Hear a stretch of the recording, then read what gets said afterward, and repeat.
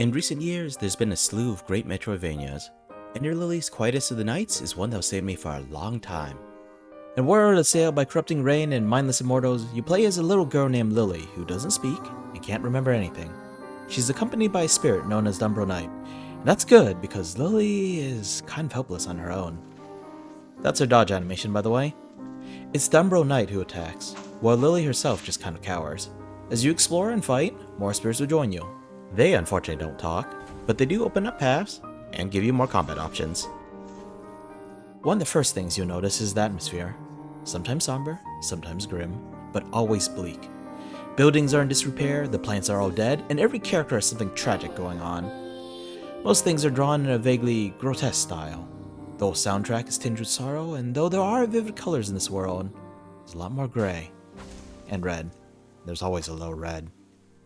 It's easy to see, at least in my opinion, that this game was influenced by Hollow Knight. I mean, Metroidvanias all have the similarities, but he plays a small, mute protagonist, uncovering the mystery of a ruined kingdom filled with mindless attackers.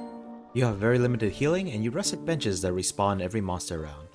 Okay, so that last part is virtually every Souls-like, but what about the massive underground chambers where the floors are made of bones? Or that one ending where... You know what?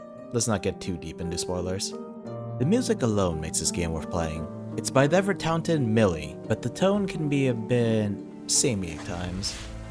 Don't get me wrong, every piece is beautiful, and every boss has their own theme. Two themes, actually. But this whole land wants you to cry for it. And sometimes all that bleakness just blends together in my head. There are, however, some really stand-out pieces that are hard to forget even if you don't have an ear for music. I still think the Mad Knight's intro sounds like I'm murdering an old friend, but I barely know the guy. Still, Ender Lilies has a style all its own, and plenty of conveniences that I appreciate.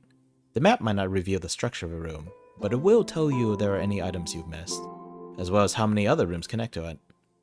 Fast travel? Pick a bench. Any bench. Heck, you can return to the last bench you visited from anywhere in the map, and death doesn't incur any resource or experience penalties. Actually, I'm starting to question why losing all your souls, Geo, Amrita, Haze, Hells has to be a thing, because let's face it, these games are hard enough without the extra frustration.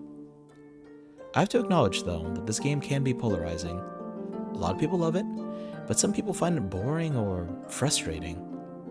They say the level designs are too drab, the ambience isn't for everyone, the maps don't actually tell you much about a given room, most pickups aren't worth very much, and level ups are just as sad.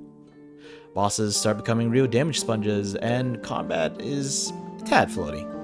I mean, it makes sense lore-wise, Lily isn't the one attacking, but some players want a bit more weight to their attacks. And what's with the floor and wall obstacles being near identical but requiring completely different abilities to bypass?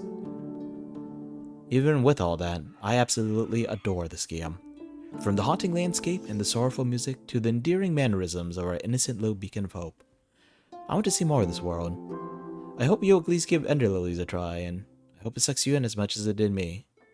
Thank you to AdGlobe and Livewire for creating this wonderful game, and thank you, dear listeners, for being here.